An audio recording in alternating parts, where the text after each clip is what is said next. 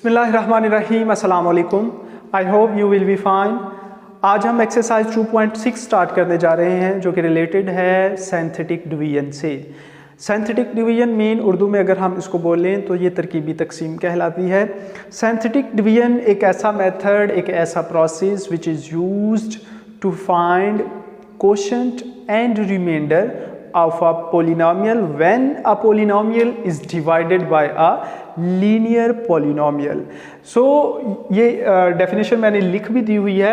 Synthetic division is the process of finding quotient and remainder when a polynomial is divided by a linear polynomial। It is also called a shortcut method of a long division। अगर हम long division को shortcut method से करना चाहते हैं then we will use this method of synthetic division। So synthetic division एक ऐसा process जिसमें हम कोशेंट, जिसको उर्दू में हम हासिल किस्मत बोलते हैं, और रिमाइंडर जिसको हम उर्दू में बाकी बोलते हैं। कोशेंट क्या है और रिमाइंडर क्या है, ये मैं एक्सरसाइज का आपको क्वेश्चन नंबर 1 सॉल्व करके बताऊंगा कि कैसे हम जो है इस मेथड को, जो शॉर्टकट मेथड है जिसको हम सिंथेटिक डिवीजन का नाम देते हैं, कैसे हम उसको यूज़ करके तो कोशेंट और हम रिमाइंडर फाइंड करते हैं। तो क्वेश्चन एक्सरसाइज का क्वेश्चन नंबर 1 है हमारे पास। क्वेश्चन नंबर 1 है use synthetic division find quotient and remainder when this polynomial is divided by a linear polynomial। तो सबसे पहला step, each and every step को आपने बड़े जैसे एक बंदा कीन ऑब्जर्वर होता है ना, वैसे आपने देखना है इसको और बड़े अच्छे तरीके से इसको समझने की कोशिश करनी है। तो सबसे पहला स्टेप हम जो इसका यूज़ करेंगे, हम ये वाली जो वैल्यू पहले वाली होती है जिसको हम पॉलिनोमियल कहते हैं, जिसको हमने डिवाइड करना होता है लीनियर पॉलिनोमियल के ऊपर। सो इसको हमने पहले p इंटू एक्स की फॉर्म में लिख लेना है, p इंटू एक्स की फॉर्म में लिखना है। सीक्वेंस के साथ जो आपका ऑर्डर है, ये वाला ऊपर पार है जो आपके पास, वो सीक्वेंस से डिक्रीज होनी चाहिए। एक्स स्क्वायर है ना, उसके बाद जाहिर बात है एक्स स्क्वायर के बाद एक सिंपल वैल्यू आती है, यानी पार 1 आती है, तो पार 1 वाली वैल्यू होनी चाहिए। अगर आपके पास कोई पार मिसिंग है तो आप उसको 0x की शक्ल में लिख सकते हैं। नेक्स्ट यहाँ पे चूंकि ऑलरेडी 7x है, हम 7x ही लिखेंगे, -1, ये सिंपल हमारे पास आ जाएगी polynomial x square plus 7x minus 1। उसके बाद इस जो जिसको हमने डिवाइड करना है, जिसको हम लीनियर पॉलिनोमियल कहते हैं, इसको आपने लेट कर लेना है x + 1 इज इक्वल टू 0 और x इज इक्वल टू -1। अब जितना आप लोगों ने ये क्वेश्चन देखा है, आपको ये लग रहा होगा कि शायद जैसे एक्सरसाइज 5.2 9th क्लास में, 5.3 9th क्लास में हुई थी, शायद ये वैसे ही होंगे। तो ये वैसे क्वेश्चन नहीं है। सिंथेटिक डिवीजन एक अलग सा मेथड है। सिंथेटिक डिवीजन में अब आपने क्या करना है, आपने ऐसे एक स्ट्रेट लाइन लगानी है और एक इधर को ऐसे लाइन लगा लेनी है। जैसे कि इस साइड को देखें तो ये आपके पास एक टी बन रहा हो, ठीक है। तो इस तरह लाइन लगाने के बाद आपने इनके कोफिशिएंट्स पॉलिनोमियल के लिखने हैं। क्या करना है आपने, coefficients of the polynomial pick कर लेने हैं। यहाँ पे एक्स स्क्वायर का कोफिशिएंट यहाँ पे क्या है, 1 यहाँ पे लिखा जाएगा, स्पेस छोड़ देनी है, साइन कोई नहीं यूज़ करना आपने। यहाँ पे क्या है जी, x के साथ 7 लिख लेंगे यहाँ पे। उसके बाद जी विदाउट एक्स स्क्वायर और x वैल्यू के साथ ये कांस्टेंट वैल्यू है -1। तो अगर माइनस में वैल्यू हो तो फिर हम साइन लिख लेते होते हैं। प्लस की वैल्यू के साथ जो साइन हो वो नहीं लिख रहा आपने, जो माइनस वाला साइन होगा वो आपने लिख लेना है। अगेन रिपीट करने लगा हूँ, इसको अच्छे तरीके से समझ लीजिएगा। एक्स स्क्वायर के साथ जो कोफिशिएंट था वो 1 था, वैसे ही लिख लिया। एक्स के साथ जो कोफिशिएंट था वो 7 था, वैसे ही लिख लिया। विदाउट एक्स स्क्वायर और एक्स जो वैल्यू थी वो आपने लिख ली। पहले आपने इस ऐसे एक लाइन लगानी है, फिर आपने इस तरह एक लाइन लगानी है, ठीक है। उसके बाद जो वैल्यू आपके पास ये आई थी जिसके ऊपर आपने डिवाइड करना है, उसको आपने इस साइड पे लिख लेना है, -1, ठीक है। जिस पे आपने डिवाइड करना है वो आपने इस साइड पे लिख लेनी है। उसके बाद आपने ऐसे एरो नीचे लगाना है, सिंपल, चाहे ना भी लगाएं एरो। तो आपने क्या करना है, फर्स्ट वाली वैल्यू को कुछ भी नहीं करना, वैसे की वैसे ही नीचे लिख लेनी है आपने, उसको कुछ भी नहीं करना, सीधी की सीधी ऐसे ही नीचे ला के लिख लेनी है। उसके बाद फर्दर ये वाली वैल्यू जिस पे आप इसको डिवाइड कर रहे हैं, ठीक है, जिस पे आप डिवाइड कर रहे हैं उसको आपने इस वाली वैल्यू से मल्टीप्लाई कर देना है। -1 मल्टीप्लाई होगा 1 के साथ, तो ये जो आएगा 1 1 जार 1 ही होता है, लेकिन माइनस का हो जाएगा। फिर आपने यहाँ पे नहीं लिखना, यहाँ पे लिखना है इस 7 के नीचे। ये वाली वैल्यू जैसे ही मल्टीप्लाई करेगी, मल्टीप्लाई करके जो आंसर आएगा वो आपने ऐसे ऊपर लिख देना करना है। अब ये सब्ट्रैक्ट हो रहे हैं, 7 में से 1 निकलेंगे तो 6 आ गया। उसके बाद 1 ने 6 से मल्टीप्लाई करना है तो ये क्या हो जाएगा 6, ये यहाँ पे आ जाएगा अब ऊपर। ठीक है, अब आपके पास फर्दर आगे कोई वैल्यू नहीं है जिसके साथ आप आगे जिसके नीचे आप जाके मल्टीप्लाई करके लिख सके, तो फिर आपने यहाँ पे ऐसे इसको अलहदा से सेपरेट कर देना है, और इसको अगर ऐड होता है तो ऐड कर ले, सब्ट्रैक्ट होता है तो सब्ट्रैक्ट कर ले। ये -1 और -6 आपके पास आ जाएगा, -7 आ जाएगा। उसके बाद यहाँ पे अब हमने एक चीज़ ये देखनी है, अब आपने ये चीज़ चेक कर लेनी है कि आप यहाँ से हमें पता चलेगा रिमाइंडर क्या है, यानी बाकी क्या है। रिमाइंडर क्या है, रिमाइंडर जिसको बाकी बोलते हैं उर्दू में, यानी बकाया आपके पास क्या बचा है। तो ये जो लास्ट पे जो वैल्यू होती है इसको हम रिमाइंडर का नाम दे देते हैं। ये आपके पास रिमाइंडर होगा, ये -7। तो उसके बाद कोशेंट वाली ये वाली वैल्यू बन जाएगी, कोशेंट यानी हासिले किस्मत, ये कोशेंट होगा इज इक्वल टू। अब कोशेंट को लिखने का तरीका चेक करें जी, बड़ा सिंपल सा तरीका है, लेकिन अगर जिसको समझ आ गया तो वो इजीली अगले नेक्स्ट क्वेश्चन में खुद ही लिख सकेगा या लिख सकेगी। सो हम यहाँ पे देखते हैं कि ये हमारे पास पावर क्या थी, एक्स स्क्वायर। ठीक है, ये हमारे पास इस पोलिनोमियल के अंदर हाईएस्ट पावर थी एक्स स्क्वायर। जब हमने कोशेंट लिखना होता है ना, कोशेंट, तो उसकी एक पावर कम हो जाती है। ठीक है, कोशेंट में अगर हमारे पास अगर पोलिनोमियल में हमारे पास हाईएस्ट पावर है x4, तो कोशेंट जब हमने लिखना है तो कोशेंट x3 की शक्ल में लिखा जाएगा। अगर हमारे पास पोलिनोमियल में पावर है x3, तो कोशेंट हमारे पास x स्क्वायर की शक्ल में लिखा जाएगा। अगर हमारे पास x स्क्वायर है पोलिनोमियल में, तो कोशेंट हमारे पास फिर x की शक्ल में लिखा जाएगा।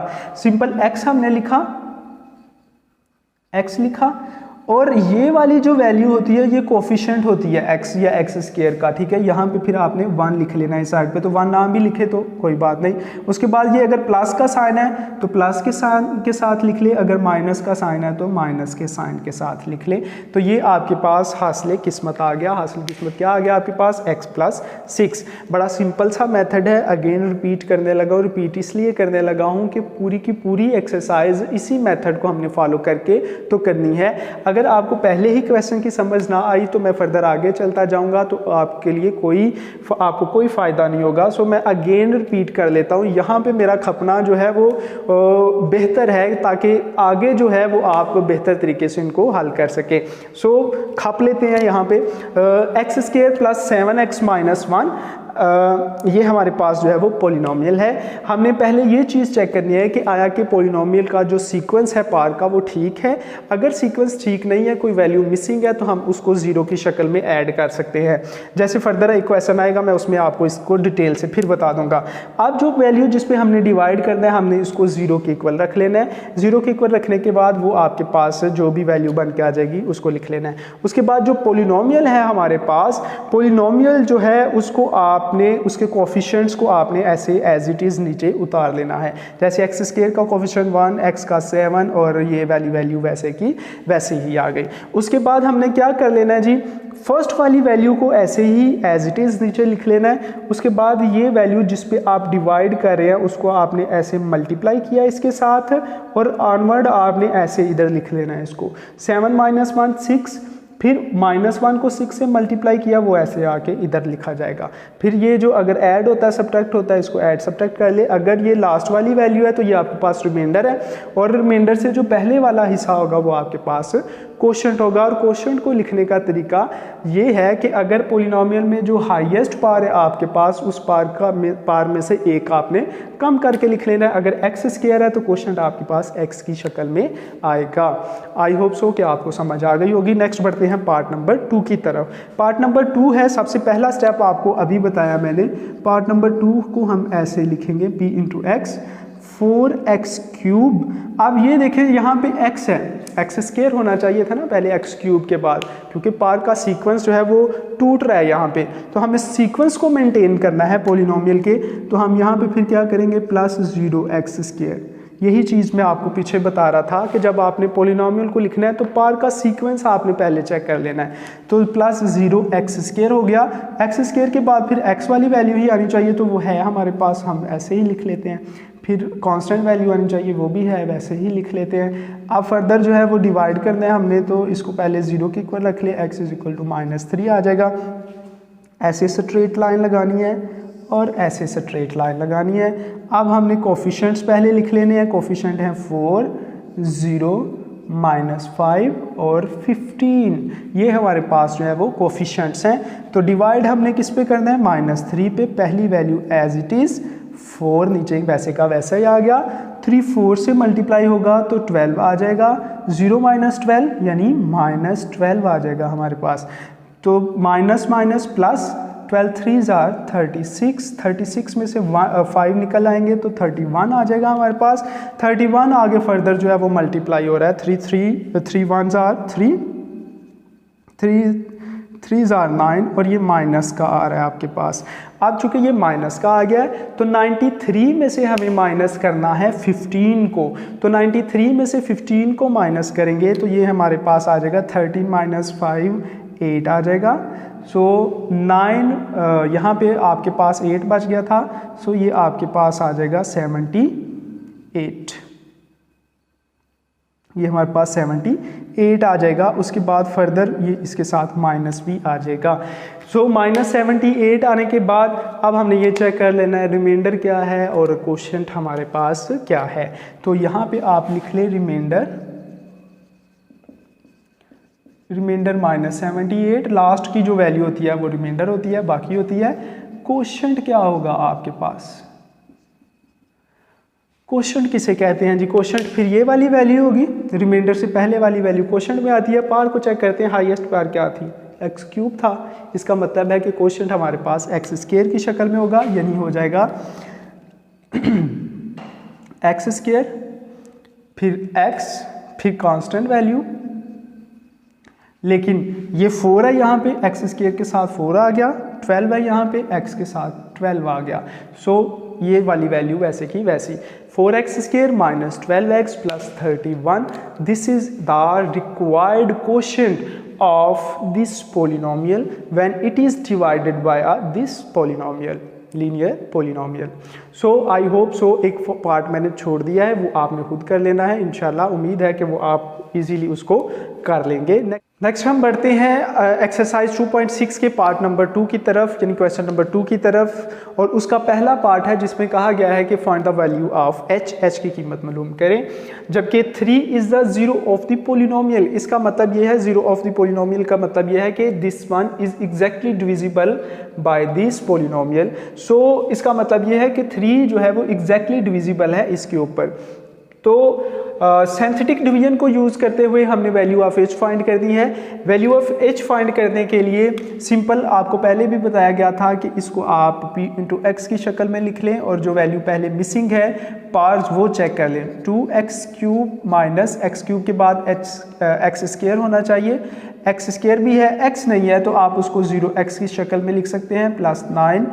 ये हमारे पास जो है वो पोलिनोमियल बन के आ जाएगी एग्जैक्ट वाली। उसके बाद यहाँ पे हमें 3 को किसी के 0 के इक्वल रखने की ज़रूरत नहीं है, उसने खुद ही हमें बता दिया कि this one is the zero of the polynomial. So हम नेक्स्ट सिंथेटिक डिवीजन का मेथड यूज़ करते हुए इसको सॉल्व करते हैं। एक चीज़ यहाँ पे मैं मेंशन कर दूँ कि ये वाला क्वेश्चन जो है, क्वेश्चन नंबर 2, वो फाइनल पेपर में भी आ चुका है। देखने में ये ईजी और शॉर्ट क्वेश्चन है, लेकिन ये फाइनल पेपर में लॉन्ग में भी आ चुका है। तो इसको आपने अच्छे तरीके से समझ लेना है क्वेश्चन नंबर 2 को। तो सिंथेटिक डिवीजन के लिए इस तरह हम लाइन लगाएंगे ऐसे, फिर कोफिशिएंट्स लिखेंगे, फिर हम उसके बाद जिस पे डिवाइड करना है वो 3 वैल्यू है, जिस पे डिवाइड करना है दिस वन, जिस पे हमने डिवाइड करना है। पहली वैल्यू वैसे की वैसी 2, 3 2s are 6 -3h + 6। फिर 3 को अंदर फर्दर मल्टीप्लाई कर लें, 3 3s are 9h + 3 6 are 18। Add करेंगे ये वैसे का वैसे ही आ जाएगा +18। फिर आप फर्दर इसको मल्टीप्लाई कर लें अंदर, तो ये आपके पास आ जाएगा -27। 3 9s are 27, साथ में h +18 को आप मल्टीप्लाई कर रहे हो किसके साथ, 3 के साथ। 3 8s are 24, तो 3 1s आर 3 और 2 5, 54 आ गया। उसके बाद ये रिमाइंडर वाली वैल्यू बनती है, इसको हमने सेपरेट कर लेना है। -27h प्लस 9 और 54, ये आपके पास 63 आ जाएगा। अब यहाँ से आपने एक चीज़ चेक करनी है कि यहाँ पे आपको क्वेश्चन फाइंड आउट करने की ज़रूरत नहीं है, क्वेश्चन को हम इग्नोर करेंगे, ठीक है। जीरो ऑफ द पॉलिनोमियल का मतलब ये है कि एग्जैक्टली डिविजिबल है। एग्जैक्टली डिविजिबल का मतलब क्या है कि remainder should be zero, remainder क्या होना चाहिए, जीरो होना चाहिए। सो हम यहाँ पे कर लेंगे, लिखेंगे स्टेटमेंट, पहले ज़रूर लिख लीजिएगा ताकि जब भी कोई क्वेश्चन करते हैं तो आप इस तरीके से क्वेश्चन करने की कोशिश करें कि आप एग्जामिनर को ये समझे कि आप उसको समझा रहे हैं, ठीक है। जब आप एक एक स्टेप करने की कोशिश करते हैं तो फिर एग्जामिनर को पता चल जाता है कि बच्चे को जो है वो इजीली हर सब्जेक्ट का हर स्टेप का पता है। सो यहाँ पे हम इसको सॉल्व करने के लिए हम यहाँ पे लिखेंगे as 3 is the zero of the polynomial, zero of the polynomial. तो हम क्या लिखेंगे फिर, -27h plus 63 is equal to 0, यानी रिमाइंडर हमारा क्या बन जाएगा, 0 के इक्वल आ जाएगा।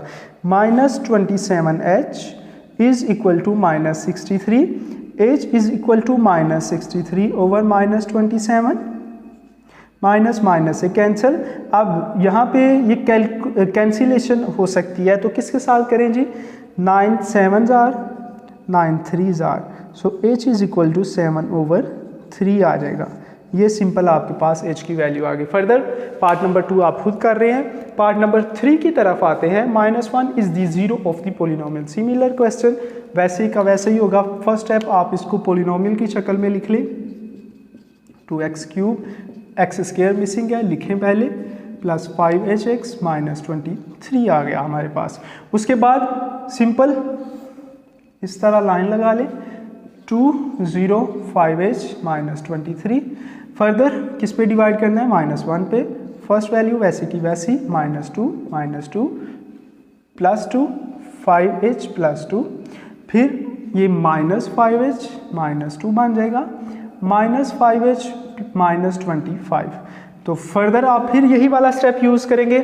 थोड़ा स्पीड से कर गया मैं, चूँकि मैंने पहले कहा था आपको यहाँ पे खाप लेते हैं तो बेहतर होगा कि आगे जो है वो आपके लिए आसानी होती जाएगी, आपको पता चलता जाएगा कि क्या क्या स्टेप होता जा रहा है। सो अब हम नेक्स्ट फर्दर आते हैं। यहाँ पे जो हमारे पास रिमाइंडर है, रिमाइंडर शुड बी 0 एज, क्यों 0 होना चाहिए, क्योंकि -1 is the zero of the polynomial. तो यहाँ पे हम लिखेंगे as -1 is the zero of the polynomial, zero of the polynomial।